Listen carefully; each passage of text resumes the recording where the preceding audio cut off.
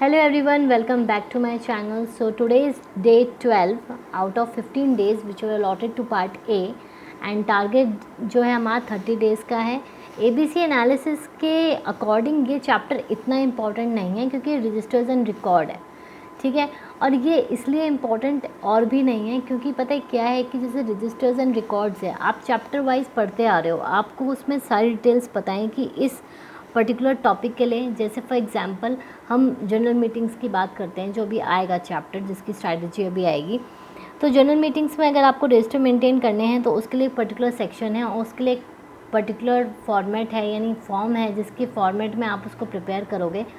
सो वो जब आप वो टॉपिक्स पढ़ोगे आप ऑटोमेटिकली उसको याद करते रहोगे. इसलिए मैंने आपको बोला है कि जो इसका सेकंड जो आप इसका चैप्टर टॉपिक है, sorry, register to be maintain under companies act 2013, तो इसमें मैंने लिखा है try to learn along with the chapters only. तो आपको ये वाला चैप्टर है तो आप कट डाउन ही कर दो, तो आपके जो टोटल चैप्टर्स हैं उसमें से आपका एक ही जो चैप्टर है वो कम हो जाएगा.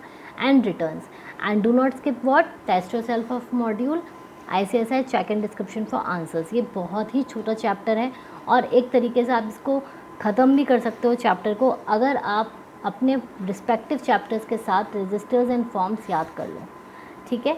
और देखो, याद करने का तरीका वही है आप लोगों के लिए. जब भी आप टॉपिक्स बनाते हो, याद करते हो, साइमल्टेनियसली उसके साथ साथ लिखते जाओ कि ये MGT 7 है तो ये इसमें जाएगा, MGT 14 है, क्योंकि ये ऐसा है कि जब आपको क्वेश्चंस आएंगे आप कोड करोगे और राइट फॉर्म्स कोड करोगे तो आपकी एडिट एडवांटेज है, ठीक है. आप प्रिस्क्राइब्ड फॉर्म लिख सकते हो. अगर आपको पर्टिकुलरली कोई फॉर्म याद नहीं है, कोई सेक्शन याद नहीं है तो प्रिस्क्राइब्ड लिख सकते हो. बट अगर आप अच्छा इंप्रेशन पड़ता है एग्जामिनर के ऊपर अगर आप कोड करते हो, और राइट कोड करना है, गलत नहीं करना है, ठीक है.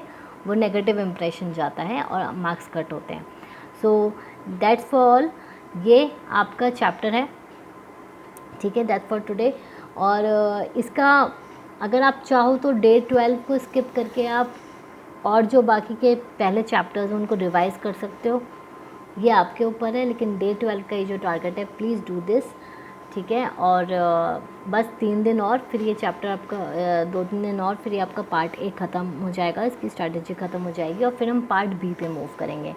So stay safe, stay healthy and start studying.